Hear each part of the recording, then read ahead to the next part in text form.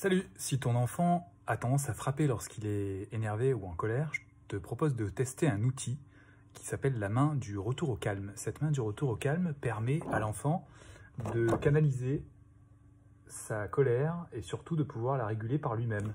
Alors, l'idéal, c'est de la faire soi-même, c'est-à-dire que cette main doit être faite par l'enfant. Et une fois qu'elle est faite, il aura juste à poser sa main dessus et à suivre les directives qui sont notées ici. Les directives, elles sont au nombre de 5.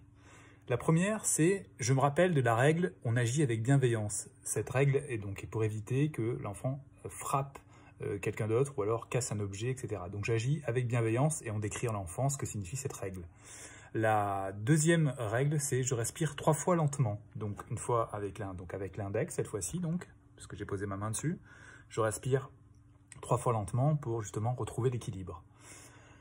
Troisième étape, je dis comment je me sens.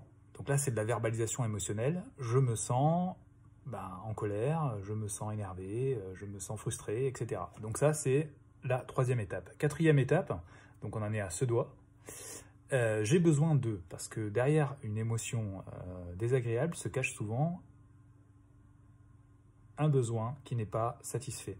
Donc j'essaye de définir ce dont j'ai besoin. Est-ce que j'ai besoin d'attention? Est-ce que j'ai besoin de boire? Est-ce que j'ai besoin de bouger? Donc voilà, donc j'ai besoin qui est affiché ici. Cinquième étape, je souris et je retourne la main. Je souris parce que le fait de sourire, ce qu'on appelle la rétroaction faciale, le fait de sourire va envoyer des émotions agréables au niveau du corps. Donc l'apaisement va continuer à se faire. Et donc la récompense, enfin si on veut entre guillemets la récompense, c'est effectivement je retourne la feuille et derrière j'ai juste une petite félicitation, bravo pour avoir effectué cet exercice.